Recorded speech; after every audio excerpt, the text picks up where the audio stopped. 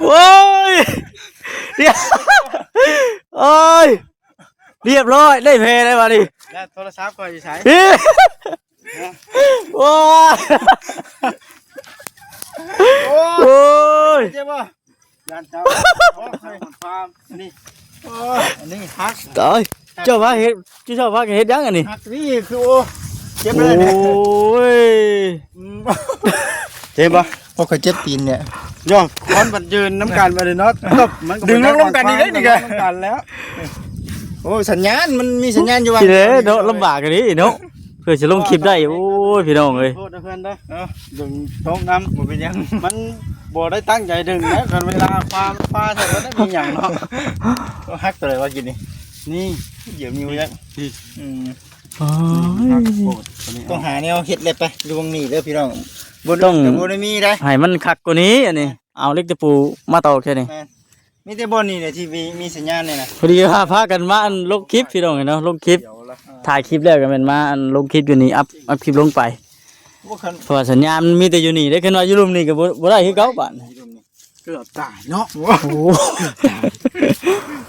หเคยแต่ว่าบ่ซักลงทางนี้เนาะ ต้องไผกวาดทิ่มใช่ ของข่อยเองเนาะ รอไผกวาดทิ่ม โอ้ข่อยตกใจนำก็คิดว่าสิโหลดคุบหลังข่อยเชียว ตัวนี้เลยเนาะ เกือบเนาะฉันคอยตกบ่ได้มีตัวจิตประคองนี่คอยง่ายเลยง่ายปุ๊บคอยละคว้าเพิ่นเลยเนาะ เออ ทันถ่ายจับเลยได้ ถ้ามันสูงขึ้นนี่จันอื้อนำกันอยู่ค่อยเบิ่งเขาแล้ว นั่นแหละเอิ้นกัน พอดี ว่าแล้ว ครัวกล้องนั้นก็เตือนบ่ทันข่อยก็ได้ ไผสิทันเนาะ มันได้ช็อตเด็ดเด้อนี่ สุดเลยต้องหาว่าต้องมี เอาบ่เฮาเอาอันเป็นแล้วก็มาตอก มีเป็นนั่งนะเฮ็ดนั่งสักหมดเดียดนะหมดเดียดบ่ต้องเอาไม่ โอ้มายังนี่เฮ้ยเนาะเอารถตัวนี้จิต เก็บ นี่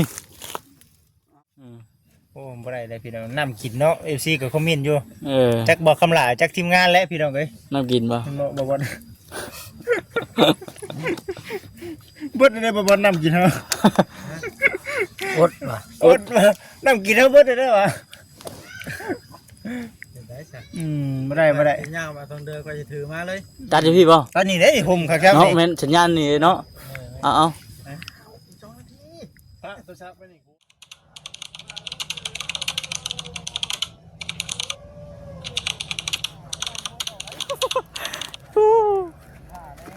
ฮะไปตัดผมได้มันเปิดรถได้ให้มันจิตเอาตัวเดิมมาตัดรถนี่แม่นตัดผมนะฮะโอ้ยโอเคเดี๋ยวจะไปสายพุ่นเด้อ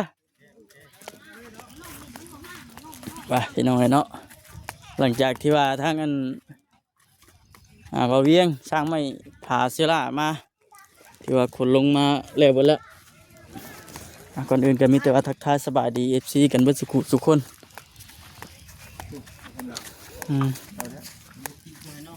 ให้รับพักผ่อนก่อนเอามาดีดพี่ก่อนก็ได้ไปมื้อนี้ฝนบ่ตกเนาะแม่เนาะบ่าวสลีเป็นหยังเด้มื้อนี้บ่ฮะ ว่าเป็นหยังบ่ซะดีบ่ถ่ายคลิปบ่นี่ ฮะคือตุดหยดตุดเหยียดอยู่แท้นี่ ที่บ่อน ไปคิดแล้วนี่ ใส่ดีเด้อ สบายดี อันแรกคลิปไหน อัพไปเด้อมีสัญญาณ คุณ ปอเด้อเขาสัญญาณญาติกันแต่พื้นมีตกท้องปีนมันงาม ที่ลงฮะ ป่าดอก แม่น ตกบ่ นี่ตกกี่ถ้าเบิ่งแล้วนะกี่เพิ่นน่ะ เก็บบ่นิดนึงเนี่ยก็บ่บอดเมื่อกี้กูมันบ่บอดก็ไปนั่งอยู่กู เอ้าเฮ้ย นี่10 นาทีคุยลง2คลิปแล้ว 3คลิปเลยบ่ 3 คิด คลิ ล ป ง แล้วคุยลงอ่ะ อันนั้นลงได้สิบ่ ไล3ขีดอยู่ บ่จะว่านอนงอยอยู่นี่แล้วบ่มีสัญญาณนี่ ไปแม่ ไปบ่เห็น ต้องขึ้นเทิงพุ่นเด้อ ขึ้นเทิงนำมาบอด โอ้มันสิบ่ตกอีกบ่ อยู่ลุมน่ะบ่ได้มีเด้ บ่ได้อยู่ลงมา ดีได้พี่น้องเด้อบ าดดีเฮ็ดคืองอยแท้นี่ฮะคืองอยแท้ งอยยังอ่ะงอยแล้วมันลงคลิปเนาะ ไปใส่ไปนั่งน้ำมูกก่อนได้นี่เนาะ บ่ยันมีอยู่ มีอยู่คุยลงอยู่ได้ ไปเด้บ่ซลี เงาหน่อย งอย จังซี่จังได๋เนาะเพิ่นก็ เป็นได้เป็นได้คือว่าได้ยินว่าสิอันไปไทยปะเลย อืม อืม มีการเปลี่ยนแปลง มีการเปลี่ยนแปลง โดย อะไรคือว่าเปลี่ยนแปลงเปลี่ยนแปลงเปลี่ยนแผนพี่น้องมันสีว่านี่ได้แหละไปส่งเมียแล้ว คือว่าจนเมื่อส่งลูกส่งเมียแหละ แม่นเมื่อส่งเมียแล้วบัดขากลับมาพี่น้องขากลับมาเด็ดทางสีว่าอะไรนะเป็นโทรมาบอก โทรมาอันตอนที่ว่ากำลังมาอันบ่ แม่นโทรมาแล้วมันบ่ติด เออ มันติดแล้วมันมีสัญญาณนะ เออ ปล่อยก็เลยโทรกลับโทรไปแล้วว่าเพิ่นว่าเอาคนงานแล้วบ่ได้มาเด้อว่าซั่นนะ บนที่ว่าเฮามันหางานไว้ตะกี้เห็นบ่ แม่นว่าสิไปแล้ว ว่าสิไปแล้วจนได้การได้งานเลยเนาะตอนนั้น การ เนาะ ได้งานแล้วคุยกันนู่นเป็น อืม หลายที่เติบเลยพี่น้องเนาะคุยกันว่าจากคนงานแหละวันนี้เฮาไปถามแล้วว่าเอ้าบัดไปส่งเมียแล้วบัดเพิ่นโทรมาบอกนะ เป็นอันนี้บัดนี้ติ เพิ่นคือบ่โทรมาบอกก่อนเฮาถ้าได้ไปส่งเมียนะพี่น้อง อืม มันหลดโอ้ยพี่น้องเลยเนาะบัดเฮาบัดยังบ่ ยังบ่พออยากจากลูกครับ แม่นอะไรเนาะ นั่นเดี๋ยวยังน้อยๆอยู่นะพี่น้องเลยบัดนี้เอ้ามีแต่ทีแหละหางานใหม่ หางานใหม่ เลย ก่อน หางานใหม่แต่ว่าเรื่องสิมีเวียกมีงานบ่นี่ก็รอเบิ่งพี่น้องเนาะยังบ่ฮู้ เอา เพราะว่าตอนนี้ยังหาอยู่พี่น้องเลยติดต่อหางานอยู่ สอบไม้ในเมื่อแบบว่ามันอันนั้นเลยเด้มันบ่ได้แล้วก็หางานใหม่ หางานใหม่พี่น้องเนาะมันก็มีอยู่ดอกเนาะบ่ครับอันที่ว่ามันมีเฮ็ดอยู่ดอก นี่ต้องหาไปเรื่อยๆกะว่ามันเฮามักบ่ในที่ใจจิตจัง ไปเนาะ ใจลงไปบัด ชอบเบิ่งพี่น้องเลย มีเจือลงไปก่อนนั่นแหละ หืม ลงไปก่อนบ่ครับก็ยังบ่นั่นปานใดดอกบ่ครับยังบ่มั่นใจตัวเองที่เกิดตามก้นบ่แต่ตามก้นอยู่บ่ครับก็ได้คือรู้อะไรพี่น้องนี่เนาะ คือว่าอะไรพี่น้องคือทางบอกคำกับบริษัทนี่ก็3 เดือนเนาะยัง ตาม บ่ได้ เดือน กด ยังได้เห็นกดเทื่อนึง แม่นเพราะว่ายังที่พี่น้องเห็นน้ำวิวเขาก็จังที่เห็นเลยพี่น้องเลยเนาะมันก็หลักพันบ่หรือว่านี่ก็ลำร้อยลำใดนะพี่น้อง แม่น มันอยู่พอสิได้กด แม่ นะ น ถ้าว่าวิวเขาสะสมมาเป็นหมื่นเป็นอย่างไร คืออยู่เนาะ คืออยู่พี่น้องว่าสิรอดอยู่เนาะ แม่ ในเรื่องเวียกงานในครอบครัวพี่น้องเนาะวันนี้ถ้าวัดบ่มีเวียกที่ว่าทั้งผู้รักผู้ใหญ่เนาะมอบหมายเวียกงานให้อะไรพี่น้องเลยเอาก็ไปบ่รอด มี คือ ก็ เก่า ง่ายๆก็อาศัยแต่ยอดวิวไปซั่นซะ แม่น อาศัยยอดวิวอย่างเดียวพี่น้องเนาะบนใดมันเป็นกระแสจริงก็คือเนี่ยก็ก็บ่โยกไปแน่หลายคลิปไปทั่วเอานะ แม่นแต่ว่าได้คลิปตื่มกัน แม่ แต่ว่ามีเวียกมีงานทางผู้รักผู้ใหญ่คนมอบหมายเวียกงานให้ก็เอาก็พอรอด โย อยู่ ดไปอีกเนาะ แม่นแล้วก็รอดอยู่อีกเพราะว่าเราก็ไปเวียกทางผู้ใหญ่เพิ่นก็ให้ค่าน้ำมัน แม่ อยู่ น พี่น้องเลย แม่น นี่แหละ เอามีแต่ว่าซอกหาเวียกเฮ็ดประมาณอีกบัดนี้กะว่ามันนั่นแหละครับจังหวะกันอีกเนาะ โดยเปลี่ยนแผนไหมพี่น้อง เปลี่ยนแผนใหม่ ตกงาน ว่าสิไปแล้วตกงานว่าสิอุตส่าห์ว่าสิเก็บของตอนเช้าวางแผนไว้ว่าสิตื่นเช้ามาล่ะสิเก็บเครื่องแล้วก็สิลงไปเลยนะ ปัดได้ยินเพิ่นโทรมาบอกแล้วโอ้ยพี่น้อง โทรอันแจ้งแล้วบ่ทางลูกทางเมียน โทรบอกเมียแล้วโทรเมียแล้วก็อ้าวเหรอ จังเป็นได้ ตกใจ ติ คือกัน อยู่ ตกใจ เนาะ กันเอาล่ะ บ่ว่าแต่ละแล้วข่อยคือกันเลย อืม ของฮู้เลยว่าสิเอาจันเฮากับบ่ฟ้าวไปส่งลูกส่งเมียแล้วเนาะ อืม เพราะว่าให้มันแน่ชัดพุ่นแล้วจังไปส่งอะนะ อืม นี่ฟ้าเข่งฝนมื้อเลยอะนะมื้อนั้นก็ฝนก็ตกกะลิน แม่นให้เจ้าไปลงคลิปนะ อืม คุณ ได้บ่แซงก็ไปลงนะ ค คุ รับ ณ ไปซะไป ไป ไปลงคลิปก่อน เจ้าพี่น้องเลยเนาะตอนนี้นะยังอยู่ที่หมู่บ้านของบ่าวอย่างลืมชื่อแล้วละข่อย บ่าวคำละ บ่าวคำหลาอยู่พี่น้องเลยเนาะอยู่บนบนเก่าแล้ว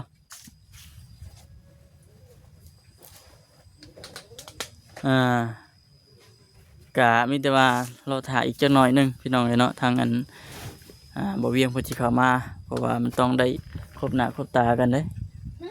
เว้าเรื่องที่เรื่องทางนี่แหละเพราะว่าคนผู้ที่ว่ามีงบ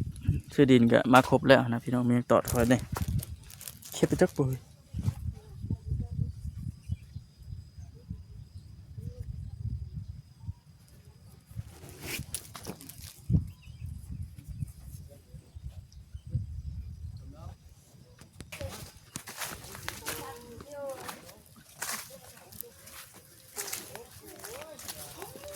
เอาเขาละหาแหน่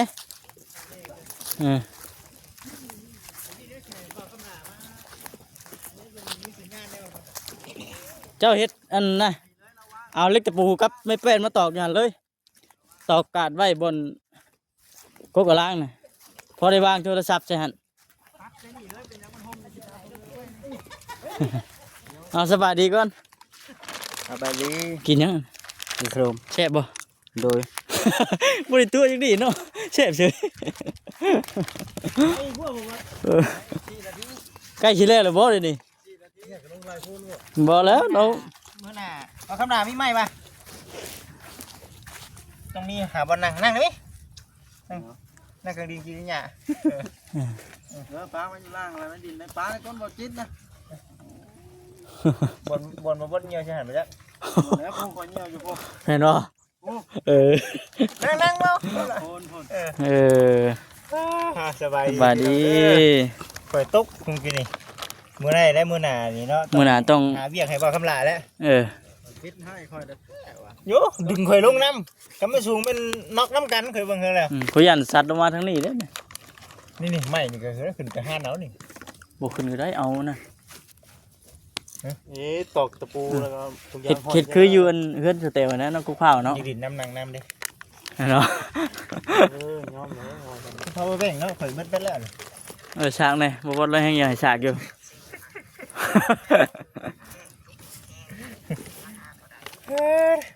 เดี๋ยวจะได้มือฝนตกในแถวนี้มีกบหลายอยู่ปะกั้นยังได้ตอนกลางคืนนะส่วน ไปบ่ได้ไปบ่ได้ ไปไม่ได้ โดย เป็นยัง ลูกน้อย บ่อยู่ สาเหตุที่ว่าไปบ่ได้ไง ไปบ่ได้ โดย FC ถามมาคือบ่ไปเฮ็ดเวียกแน่มาฉันบอลไกลๆพุ่นแม่ไปอยู่แม่นบ่ โดย มันไปบ่ได้ได้พี่น้องเอ้ยเนาะคุณได้บ่สดีขึ้นไปบ่ได้สัญญาณได้ ย่างน้ำลูก บ่ได้มีได้ ลูกเจ้าอยู่ที่ว่า แม่นกินเครื่อง อยู่ พุ่น ที่อู่ มันยัง3 นาที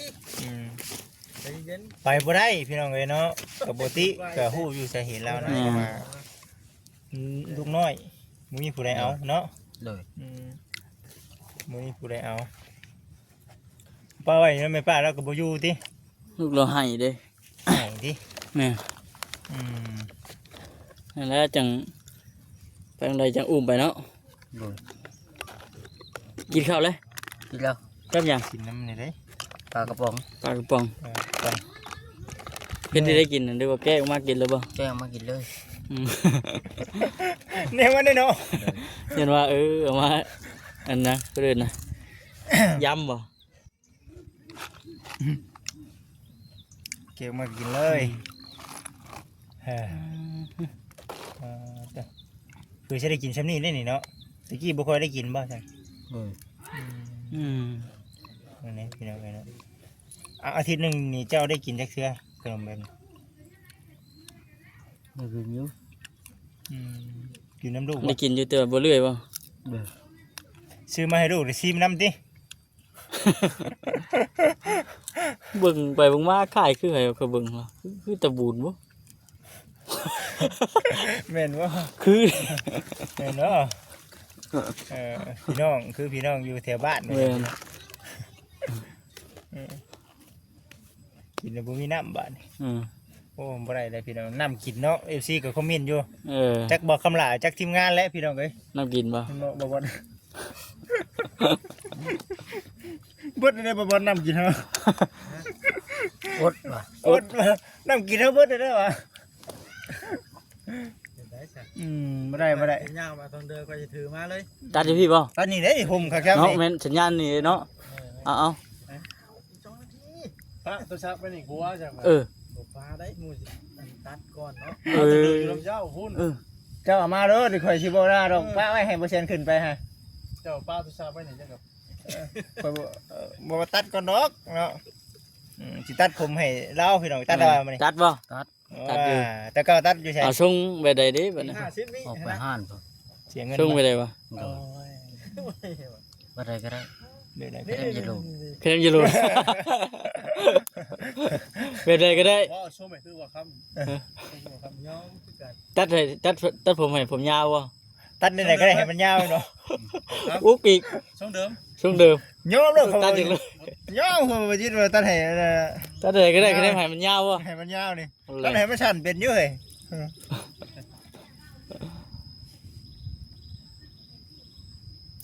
FC คอมเมนต์มาหลายได้ตัดพาเราไปตัดผมนี่เด้อประชาชน แปลงโฉมแปลงโฉม โอ้ยพี่น้องนี่อันนี้ก็ช่างอันนี้บ่ค้ำก็ช่างนี่ใครได้ช่างตัดผมแล้วนี่ บ่บอสเด้ ชื่อเจ้าเป็นบ่ บ่บอสเด้ ข่อยครับบ่ค้ำนี่ได้ ตัดจุ่มมันเป็นโชงก่อน อืม อ่า ขี้ดื้อตัดพี่น้องเอ้ยตะกี้หมู่เพิ่นให้ตัดหัวแรกก็ไล่เข้าไปได้เนาะหัว2หัว3มาบัดนี้หมู่ให้ตัดจนปวดหัวบาดนี่รอคิวเด้ อืม ก็บ่ได้งามดอกแต่ว่ามันชัน เพราะตัดผมให้มันชันดิ ตัดพอให้มันชันได้ก็บ่ว่ามันยาว ตัดให้มันยาวหรือบ่ได้บ่ ตัดให้มันยาวบ่ได้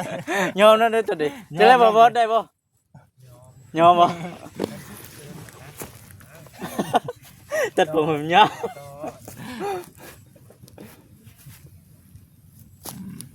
เอาดีถาดตรงเดิมมาอีกก่อน ข่อยน่ะมีค่ายได้ข่อยน่ะ เออ ทายป่ะ แม่น ถามน้ำเหล้าแล้วเงินน้ำเหล้าบ่ได้หน่อยในกระเป๋าเป็น บ่ข่อยบ่อยากได้เงินข่อยอยากได้น้ำใส อยากได้น้ำ น้ำใส่ น้ำตาพิเภทบ่ถามลงไง ๆข่อยจะได้น้ำเปล่าเด้อน้ำค่ายข่อยน่ะ น้ำตาพิเศษเท่านั้นเลยติ น้ำเปล่ามีอยู่รถ มีอยู่บ่ แต่ว่าน้ำค่อยน่ะหายมาแต่เฮือนนะ คืนก็กินแหละเนาะเป็นเจ้าก็กินอยู่แล้ววะ เห็นน้ำกับน้ำโรงงานคือกันนี่ล่ะ น้ำเป็นก้อนมาจ้ะ โอ้ย น้ำเป็นต้นบ่ ว่าน้ำ น้ำแข็งไงก็ว่านะ น้ำเย็นดิ ว่ามันยาเย็นแล้วออกมาแต่ดึกๆเนาะ เออ สบายดี สบายดี สบายดี สบายดีบ่คำละเป็นไหนอันเรื่องเอารถช่างนั่นนี่นะ จะสิให้ไปเอา 3-4 คนน่ะเจ้าซี่ใช้รถอ่ะ เอาหมดแล้วของกิน ย้ายบอลใช่ไหมพี่ย้ายมาพี่ พูดแล้ว มันจะกินขนมเด้ เพราะฉะนั้นลงมาให้บ่าวคำละเรื่องหน่อยกว่า เนาะโหสิ เป็นว่าล่อกระได เนาะ ก็เน้นจะกูปวด เราย่านมันหลุดเหรอ เฮ็ดชัมพุนไล่กาขึ้นไปเฮ็ดเฉยโฟนนั่นเพิ่นน่ะ เอ็กอีกแล้วโอ้อยู่ เอาบ่าวคำละว้าวเถินเจ้ากระไดว่าสิ ก็ได้ ใครก็ได้ ใครก็ได้ โดย ว่าดอกเนาะบ่เลือกจักดี อยู่จักสิเลือกไฟก็สร้าง แม่งกุมเล่าอีกบัด เลือกใครจะกระจิบเนาะ เลือกไฟใจกระเจ็บกันเบิดบัด เอาขอยสิล้มกันท่าเด้อขอยสิย่างมาตรง ไป เดิ ไป นก็ได้ อย่าลืมน้ำกินเด้อ น้ำกินค่อยได้ ได้มาล้มกันท่า ได้ค่อยบอลตัดให้ได้ไหมนี่ เดี๋ยวนิ้นท่าข่อยในคลิปข่อยได้ข่อยน้ำเบิ่งคลิปตัวเองนะ เขาสิเว้าเด้อคลิปนี้เจ้า คนสิบ่ให้บ่ว่ารู้บ่ คลิปนี้เจ้าเรื่องน้ำข่อยสิเว้าขึ้นเจ้ามานี่ เพราะว่าอันรถข่อยมันไกลพี่น้องโอ้ละผ้าพวกอู้ ว้าวสิเจ้าไก่นี่เนาะ สี่ไกลดีเนาะ แต่เพิ่นก็เฮ็ดติ๊กๆมาหึงแล้วบาดเด้ เห็นได้หลายนาทีบ่หลายนาทีได้บ่ หึงเด้ ไอ้ไว้เด้อ สบายเด้อเนาะสบายดี สบายดีสบาย จักมุงเดือนนึง คำละ เมื่อยอยู่บ่ว่าคำละ คุณก่อน อ๋อ เมื่อยเนาะ ว่าสิลงคลิปอยู่กันนี่ อุ้มมัดก้ากับไปหาไทย พอดีแล้วลงคลิปแล้วก็ถ่ายคลิปไปเลย มันลงมาได้ที่แต่ตาเบิดอ่ะ เอ้าข่อยเปิดอยู่ดิ เปิดอยู่ เปิดคือเขาข่อยลงมาเลยเนาะ แต่ตาข่อยเบิดกินโอ้เดี๋ยว4 นาทีนึงเลย อ่า เนาะเสื่อมน้ำบ่เซ็ตเลย แต่ตาเบิดเดี๋ยวถ่ายคลิปก่อนพี่น้องเอ้ยดีใจเพิ่นแน่ติ บ่บอดนะพี่น้องเอ้ยเนาะเราเตรียมมาแล้ว ตะกี้นะบอกคำว่าสิถือมาจะเดือดลืมซะ บ่คงบ่จิตเขียวทางในมัน บอนตัดแล้วบัดอันแบตเบิดบ่แฮงเลยเนาะเลือกเครื่องนึง ภาวนาใหญ่เป็นแบบนั้นเนาะเห็นได้ไดเรียกข้างหนึง ผมเลิกข้าง โอ้ เลยเองดิ ได้แต่ข้างหนึงคือเพลงเลย บ่มันบ่คืออยู่อันนั้นเด้นี่ก็สิลองเสียงเบิ่งเนาะ ว่าจริงจังเลยก็เจอกันได้โดยกันเลยเนาะแบบบ่มั่นใจเลยนี่ อย่าเป็นเลี้ยวขางนึงมันไฟเบิด มาฮอดข้างนี่เลือกบ่ได้เลยเนาะมาฮอดบานนี่เนาะ เลย มันเฮาบ่ได้อยู่บ้านใช่ไหมเนาะ มาอยู่บ้าน รถเจเราอีกจังหน่อยมันจังหน่อยเรามาเสริมมัน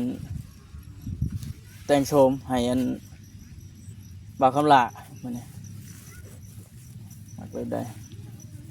แต่ก็เอาแม่นออกไปตัดอยู่นอกคุณบ่ ไปเรื่องโดย ตัดอยู่ข้างนอกเดี๋ยวนะพูดนะบ่ะเดี๋ยวห้านนั่นเดี๋ยวห้านเก็บตังค์เนาะ อยู่บนเรือ มันเดือฮะ ก็โอ้ปวดขาแท้โอ้ยางผู้วานนี่ นั่นเป็นคู่นะ ทุกเท ตก ย่างเพื่อข่อยอยู่บ่ ยางอยู่แล้ว เพราะจังว่าเมื่อยเลยเนาะ เขาเคยยางว่าอยู่น่ะ อีไส ฮะ ข่อยบ่ได้ไปเทื่อเด้ผู้อันจุเจ้าไปน่ะ บ่เคยไปบ่น่ะ ผู้ยังนั่นน่ะ อ๋อไปเนาะ ผู้ลุม ใช่ ผู้ยังผู้ยังจะไป ตกไป ผู้สะเลานะ ผู้สะเลาน่ะ บ่เคยไป